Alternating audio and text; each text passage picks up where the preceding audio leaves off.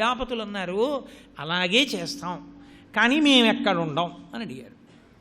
మేము ఎక్కడుండం అని అడిగేసరికి ఆ భూమండలం అంతా కూడా భూగోళము గుండ్రముగా ఉన్నది. గుండ్రముగా ఉన్నటువంటి భూమి అప్పటికి సముద్రం అడుగుకి వెళ్ళిపోయి పాతాళలోకానికి చేరిపోయి ఉండిపోయింది. ఎందుకంటే అప్పటికి ప్రళయం తర్వాత మళ్ళీ పునఃసృష్టి ప్రారంభమవుతోంది. అందుకని భూమి నీటిలోకి వెళ్ళిపోయింది.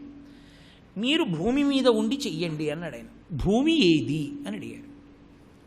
భూమి ఏది అని అడిగితే భూమి సముద్రంలో ఉంది. మరి నాన్నగారు ఆ భూమి పైకి వస్తే దాని మీద మేము ఉంటాము. కురే, ఇప్పుడు భూమిని పైకి తేవలసినటువంటి వాడు మహానుభావుడైనటువంటి శ్రీ మహావిష్ణువే. ఇప్పుడు శ్రీ మహావిష్ణువు ఒక అవతారము. నేను మీతో చెప్పాను కదా, కంటికి కనపడని వాడు కిందకి దిగుతాడు ఒక అవతారంతో. ఎలా పైకి తీసుకురావచ్చో ఆ సాధనముగా మారిపోతాడు ఆయన, అంతే. ఇప్పుడు అన్ని వేళలా ఒకే పరికరం వాడం కదండి, ఒక్కొక్కసారి ఒక్కొక్క పరికరం వాడతాం. వాచి బాగు చేసేవారు వాచీలో ఉన్న చిన్న చిన్న యంత్ర పరికరాన్ని పైకి తీయాలి అంటే పటకార పెట్టి తీయడు. దానికి శ్రావణం అని ఉంటుంది. శ్రావణం పెట్టి ఇలా పైకి తీస్తారు. మామూలుగా కంటితో చూసేది కొన్ని ఉంటాయి, కళ్ళజోడు పెట్టుకు చూసేవి కొన్ని ఉంటాయి. వాచి బాగు చేసేటప్పుడు కంటికి పెట్టుకునే అద్దం వేరుగా ఉంటుంది, అది పెట్టుకు చూస్తారు బాగా పెద్దదిగా కనబడడానికి. అలా ఎప్పటి ఉపకరణం అప్పుడు. గోధుమ పిండి అంటూ ఉంటే మీరు ఎన్నైనా చేసుకోవచ్చు. అసలు గోధుమ పిండి లేకపోతే, గోధుమ పిండి ఉంది, అదే రోజు చపాతీ వేస్తే ఆయనకి చికాకు, అందులో రోజు పూరి.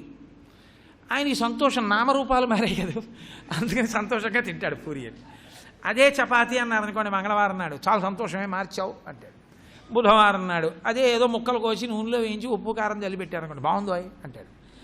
3 రోజులు గోధుమ పిండిని చపాతీ చేశారనుకోండి, కోపడతాడు ఆయన. ఆయనకి నామరూపములు ఎందు మక్కువ, మారిపోతూ ఉంటారు. మారిపోతే సంతోషిస్తుంటాడు. అలా ఉపకరణమును దేనికి కావలసిన దానికి వాడినట్టే ఇప్పుడు సముద్ర గర్భంలో పడిపోయిన భూగోళాన్ని పైకెత్తాలి. పైకెత్తాలంటే ఎలా ఉండాలి? దానికి తగిన అవతారంతో రావాలి. అందుకుని యజ్ఞవరాహమై వచ్చాడు ఆయన. దంస్ట్రలు ఉంటాయి కాబట్టి భూమి కింద దంస్ట్రలు పెట్టి పైకెత్తాడు. ఆ ముట్టి పైకెత్తినప్పుడు ఒక లక్షణం ఉంటుంది. ఇలా ఎత్తేసాడు అనుకోండి, ఇలా మొహం నుంచి దొల్లిపోతుంది. ఇలా అన్నాడు అనుకోండి, పొరపాటున ముందుకు దొల్లిపోతుంది. అలా ఇలా కాకుండా ఇలా ఎత్తి పెడితే ఈ ముందు కొంచెం ఉబ్బెత్తుగా ఉంటుంది కాబట్టి ఇటు దొల్లిపోకుండా ఆ భూమి పట్టడానికి సరిపోయినంత విశాలమైనటువంటి ముఖమండలంతో యజ్ఞవరాహమై ఆ సముద్రంలోకి దిగి భూమిని పైకెత్తి తీసుకొచ్చి నీటి మీద తన శక్తితో నిలబెట్టాలి. ఇది మళ్ళీ పునఃసృష్టి అంటారు. ఈ పునఃసృష్టి చేయడానికి వీలుగా యజ్ఞవరాహంగా ఆయన కిందకి దిగాలి. ఇప్పుడు ఇది అవతారం. ఇప్పుడు అలా పైకెత్తాలి అంటే అభ్యంతరం ఏం లేదు, ఆయన పైకి తీసుకొస్తాడు. కానీ వచ్చిందో అభ్యంతరం. ఏమొచ్చిందంటే, ఎక్కడ ఏదున్నా నాదే అన్నవాడు ఒకడు ఉన్నాడు. ఎక్కడ ఏదున్నా ఎవరిది? ఈశ్వరుడు. ఎక్కడ ఏదున్నా నాదే అన్నవాడు ఎవరు? రాక్షసుడు.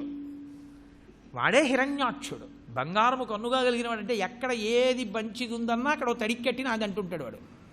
ఇప్పుడు వాడన్నాడు, ఈ సముద్రంలో భూమి నాదే, నువ్వెవరు పట్టుకెళ్ళడానికి అన్నాడు. ఈయన ఎక్కడి నుంచి వచ్చాడు? మళ్ళీ మీరు కొంచెం వెనక్కి రావాలి. ఒకానొకప్పుడు కశ్యప ప్రజాపతి అసుర సంధ్య వేళ అయింది, సాయంకాలం ఉగ్రవేళ అంటారు అసుర సంధ్య వేళని.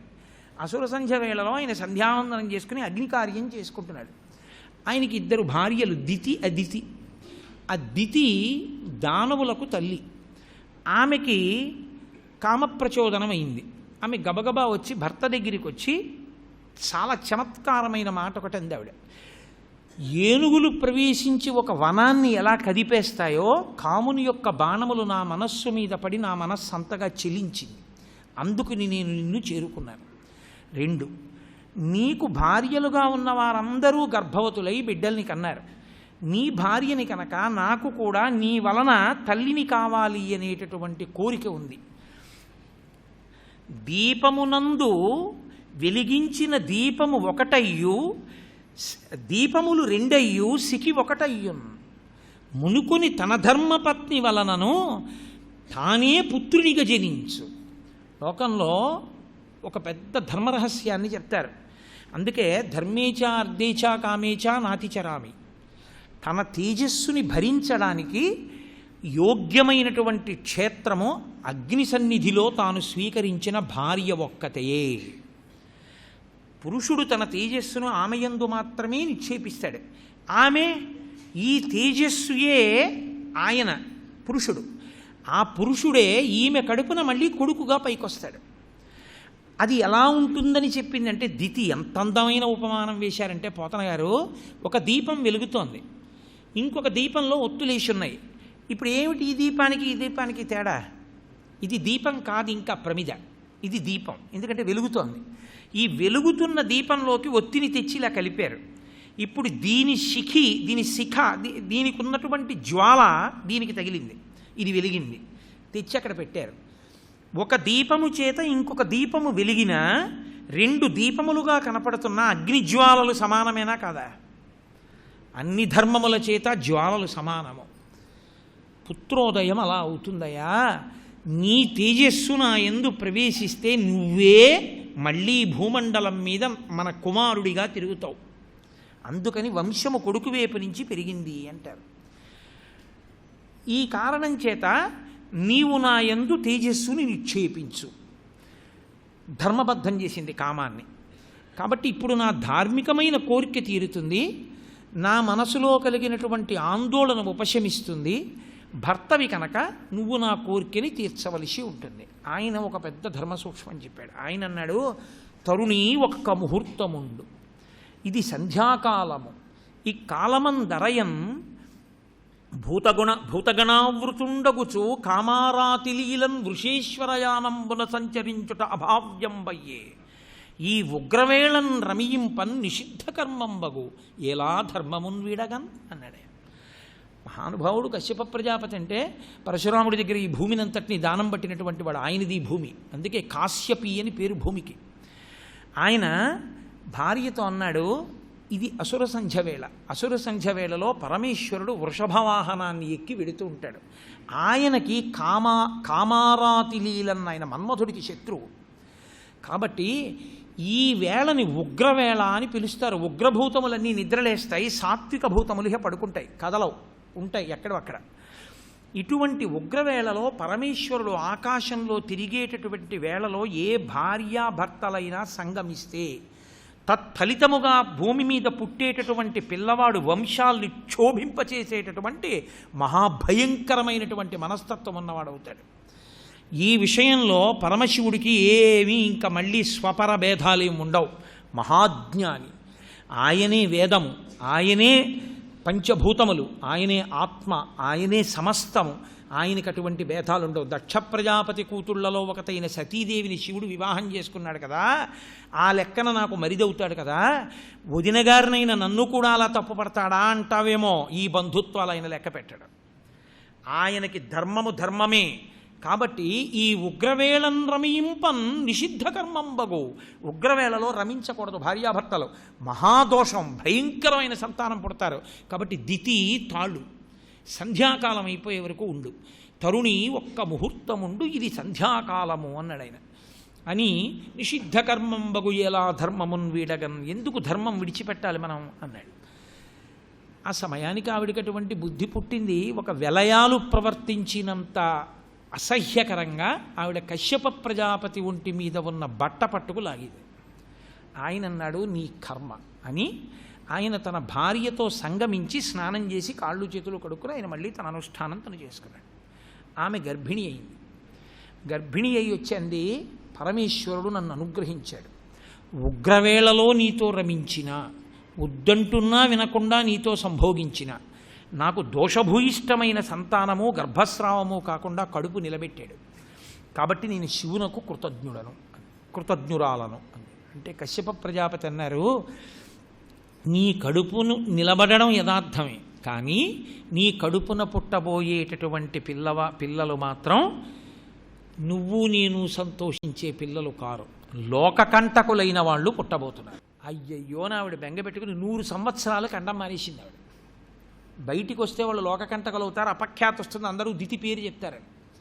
సరే, ఆ తరువాతి కాలంలో దేవతల్ని బ్రహ్మగారిని ప్రార్థన చేశారు, ఆవిడ సంతానాన్ని కంది. అందులో వచ్చారు హిరణ్యాక్ష హిరణ్యకశిపులు. ఈ హిరణ్యాక్ష హిరణ్యకశిపులుగా ఈ ఉగ్ర తేజస్సు ఎక్కడిది? ఏదో కారణం ఉంటుందిగా జీవుడు ప్రవేశించడానికి. ఎక్కడి తేజస్సు నా కడుపులో చేరిందని అడిగింది ఆవిడ. అంటే అప్పుడు ఆయన మళ్ళీ ఇంకో ఉపాఖ్యానం చెప్పాడు. ఒకానొకప్పుడు శ్రీవైకుంఠంలో శ్రీమన్నారాయణుడు లక్ష్మీదేవితో కలిసి ఆంతరంగిక మందిరంలో ఉన్నాడు. బయట జయ విజయులని, వాళ్ళు కూడా చతుర్భుజాలతోటి శంఖచక్ర గదా పద్మములను పట్టుకున్న వారై ఆ వైకుంఠానికి రక్షకులుగా ఉంటారు, ద్వారపాలకులుగా. వారు నిలబడి ఉంటే సనక సనందనాదులు వెళ్ళారు. వాళ్ళు బ్రహ్మజ్ఞానులు, ఎప్పుడూ 5 సంవత్సరముల పిల్లల్లా ఉంటారు వాళ్ళు. వాళ్ళకి స్వేచ్ఛ, వాళ్ళు పరమేశ్వర దర్శనానికి వాళ్ళని అభ్యంతర పెట్టకూడదు. వాళ్ళు లోపలికి వెళ్ళి పైకి రావాలి. అప్పుడేమిటి? అప్పటి నుంచి ఇప్పటి వరకు మనకున్న వ్యవస్థలో దోషం ఇదే. పరమేశ్వర దర్శనానికి ఎవరిని అభ్యంతర పెట్టకూడదో వాళ్ళని అభ్యంతర పెట్టి వాళ్ళని తీసుకెళ్ళి ఎక్కడో కంపార్ట్మెంట్లలో కూర్చోబెడతారు. ఏ పనికి మాలిన వాడినో వీఐపీగా తీసుకెళ్ళి ఈశ్వరుడి ముందు నిల్చోబెడతారు. అప్పుడేమి? అప్పటికీ ఇప్పటికీ అదే పద్ధతి దేశంలో.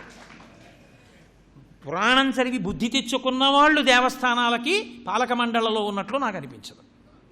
కాబట్టి జయ విజయులు వైకుంఠానికి కాపలాగా ఉంటే సనక సనందనాదులు లోపలికి వెడుతుంటే అభ్యంతర పెట్టారు, మీరు వెళ్ళడానికి వీలు లేదన్నారు. వాళ్ళు అన్నారు, ఎవరిని పరమేశ్వరుడి దగ్గరికి వెళ్ళనివ్వాలో ఎవరిని ఆపకూడదో తెలియని వారు మీరు. ఇది సామాన్యమైన దోషం కాదు. ఇప్పుడు ఈ దోషం మిమ్మల్ని కట్టి కుడిపేస్తుంది. ఇలా కట్టి కుడపకుండా ఉండాలంటే మీరు చాలా దుష్టమైనటువంటి ప్రవర్తన కలిగినటువంటి వారిగా ఈ భూమండలం మీద పుట్టండి అన్నారు. వాళ్ళు పెద్ద ఆర్తనాదం చేశారు. పరమేశ్వరుడు బయటికి వచ్చాడు లక్ష్మీ సహితుడై. బయటికి వచ్చి ఆయన ఏమీ తెలియని వాళ్ళే అడిగాడు, ఏమైంది అన్నాడు. సనక సనందనాదులు చెప్పారు, ఇలా శాపవాక్కు విడిచిపెట్టాం అంటూ వాళ్ళు ఒక మాట అన్నారు. ఈశ్వర, ఒకవేళ మేమేమైనా కోపం తెచ్చుకొని పొరపాటున అనరాని మాట అని ఉంటే దాన్ని నువ్వు ఉపసంహారం చేసేయి. ఒకవేళ మేము ఇచ్చిన శాపం యథార్థమే, ఇవ్వవలసిన పరిస్థితే అనుకుంటే వాళ్ళు ఆ శిక్షని ఎలా అనుభవించాలో నువ్వే నిర్ణయించి. ఒకవేళ మేం తప్పు చేశామనుకుని మమ్మల్ని నిగ్రహించాలనుకుంటే ప్రసాదం, అలాగే మమ్మల్ని నిగ్రహించు. ఆయన అన్నాడు, మీ దోషం లేదు, వీళ్ళదే తప్పు.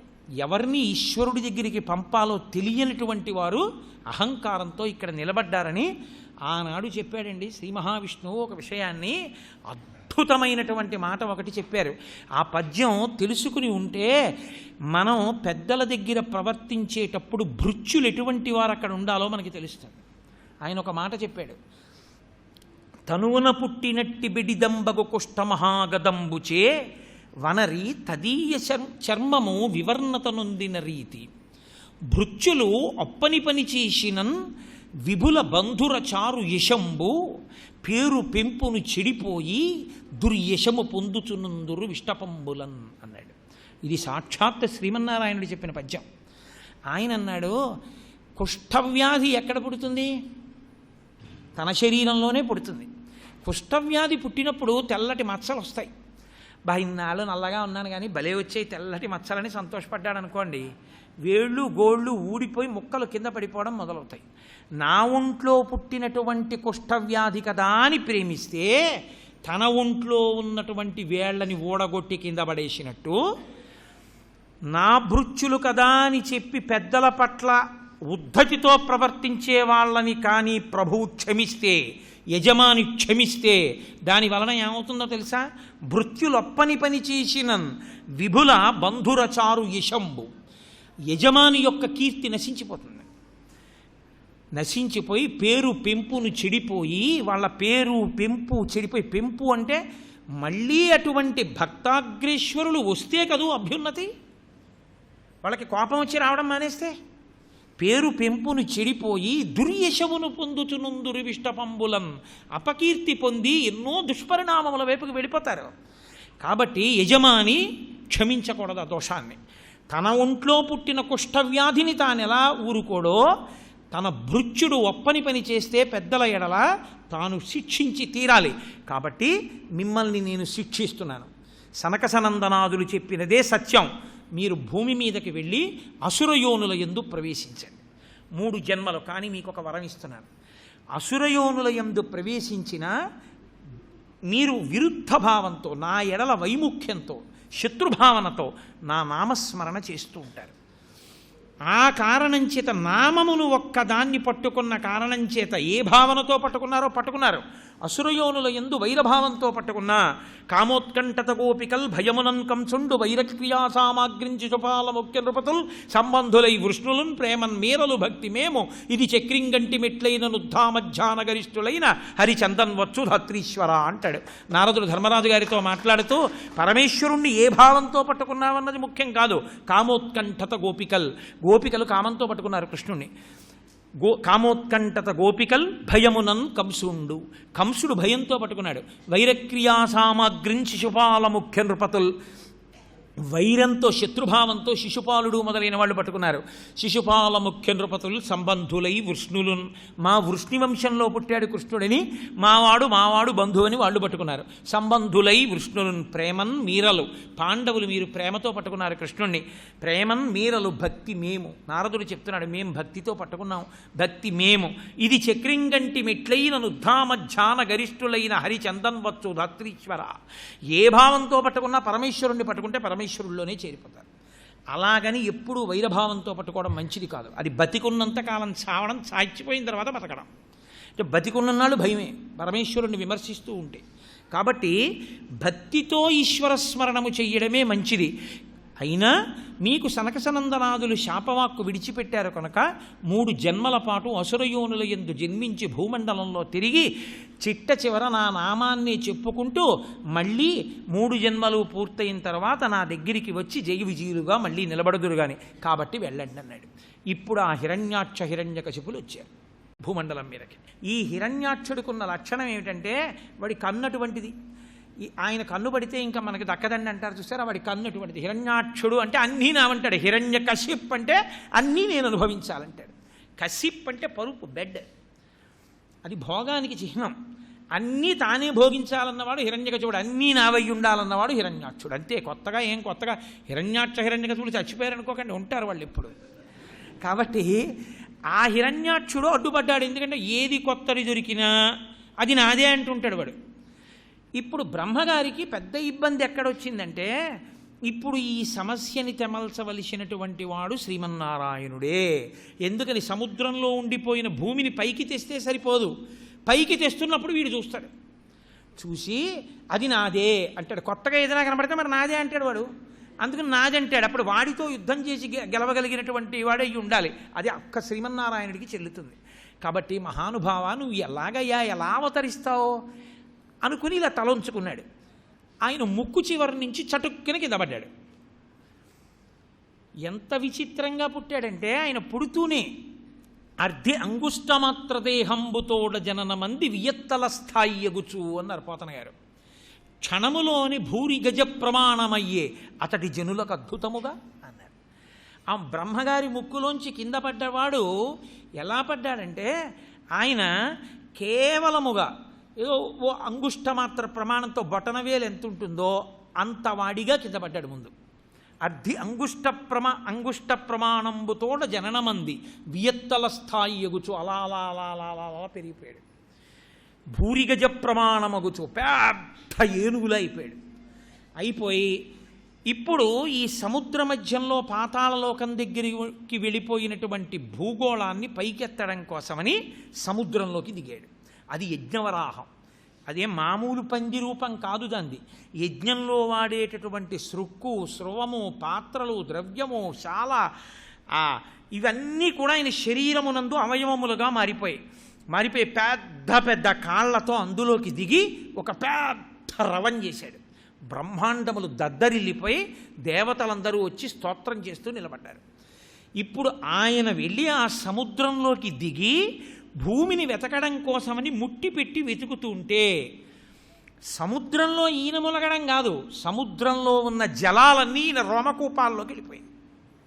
సముద్రం సరిపోలేదు ఆయన రోమకూపాల్లోకి, వెంట్రుకల కన్నాల్లోకి నీరు సరిపోయింది. ఇప్పుడు వెతికి భూమి తగిలింది, దాన్ని దంష్ట్రల మధ్యలో పెట్టి పైకెత్తాడు. అది మహానుభావుడు చేసినటువంటి మహోపకారం. పోతన గారు ఆ అద్భుతాన్ని వర్ణిస్తారు. ఆ 2 దంష్ట్రల మీద పెట్టి పైకెత్తారు. శంకరాచార్యుల వారికి ప్రత్యేకించి ఈ యజ్ఞవరాహస్వామి వారి యొక్క స్వరూపం అంటే శంకర భగవత్పాదులకి అపారమైన ప్రీతి. అందుకే ఎక్కడెక్కడ అవకాశం ఉంటే అక్కడక్కడ ఆయన ఈ రూపాన్ని తీసుకొస్తూ ఉంటారు. అమ్మవారి మీద సౌందర్యలహరి చేస్తున్నా సరే ఈ వరాహావతారాన్ని తీసుకొచ్చారు ఆయన. అవిద్యానామంతస్తిమిరమిహరద్వీపనగరీ జడానాం చైతన్యస్తవకమకరంద శృతిచరి దరిద్రాణం చింతామణిగుణనిక జన్మజలధౌ నిమగ్నానాం దంస్ట్రా మురరిపు వరాహస్య భవతి అన్నారు. ఆనాడు యజ్ఞవరాహము భూమినెత్తినట్టు సంసార సముద్రమునందు పడిపోయిన మమ్మల్ని అమ్మా నువ్వు అలా ఎత్తుతావమ్మా అన్నారు. నీ పాదము వరాహస్వామి దంస్ట్రా అన్నారు. ఆయన దిగి ఆ కోరలతో ఇలా పైకెత్తి భూమిని తీసుకొస్తున్నాడు. ఈలోగా ఈ హిరణ్యాక్షుడు అన్నీ నావే అన్నీ నావే అన్నీ నావే అని వెళ్తున్నాడు. ఒక్కొక్క లోకానికి ఎవడో యుద్ధం చేయలేక పారిపోతున్నాడు. అన్నీ నావే అన్నీ నావే అన్నాడు. ఇంకా విష్ణువుని ఒక్కడిని జయించేస్తే ఇక మొత్తం అసలు విశ్వమే నాదన్నాడు. నారదుడు కనపడ్డాడు. వైకుంఠానికి వెళ్ళాడు, కనపడలేదయా, ఎక్కడున్నాడు శ్రీమన్నారాయణుడు అన్నాడు. అంటే ఆయన అన్నాడు ఇప్పుడే సముద్రంలోకి వెళ్ళి భూమిని పైకెత్తుతున్నాడు అన్నాడు. అమ్మో, 2 అవకాశాలు కలిసి వచ్చాయి. విష్ణువు దొరికాడు, కొత్తగా ఇంకోటి దొరికింది అని గబగబా వెళ్ళి దెబ్బలాడడానికి ఏదో కారణం ఉండాలి కదండి. ఏదో కారణం పెట్టుకోకపోతే దెబ్బలాడడానికి బాగుండదు. ఏదో కారణం మొదలెట్టారనుకోండి, అదేంటంటే దానికి దెబ్బలాడుకోవడం ఏమిటండి అన్న దెబ్బలాడుకోవడానికి మాత్రం బాగుంటుంది. నాకు స్నేహితుడు ఉండేవాడు. వాడు నేను రోజు ఎవరితోనో వాళ్ళతో దెబ్బలాడేవాడు. నేను ఓ రోజు అన్నాను, ఏమయ్యా నీకు ఎవడు దెబ్బలాడడానికి దొరకకుండా మౌనంగా ఉంటే ఏం చేస్తావు అన్నాను. మా ఆవిడితో దెబ్బలాడతాను. మీ ఆవిడితో ఎలా దెబ్బలాడతావా, మీ ఆవిడ నీతో దెబ్బలాడకుండా ఉంటే అన్నాను. మా ఆవిడ దెబ్బలాడకుండా ఉండడం సాధ్యం కాదు, నాకు తెలుసు, అలా నేను దెబ్బలాడించగలను. ఇదేమిట్రా నాకు చాలా ఆశ్చర్యంగా, ఎలా దెబ్బలాడిస్తావు చెప్పవా ఒకసారి అన్నాను. అంటే అన్నాడు ఇంటికి వెళ్ళి ఉత్తరాలు వచ్చాయా అని అడుగుతాను. చాలు దెబ్బలాడడానికి మా ఇద్దరికి అన్నాడు. అలా ఎలా సరిపోతుంది అన్నాను. అంటే ఉత్తరాలు వచ్చాయా అంటాను. రాలేదు అందనుకోండి. అవును, మీ నాన్న కన్యాదానం చేసేసాడుగా, ఇంకా చస్తే ఎవడకు కావాలి, బతికితే ఎవడకు కావాలి. ఓ బాగున్నావా అల్లుడు అని అడగడు, ఏమీ లేదు, ఓ ఉత్తరం కూడా రాయడంటాను.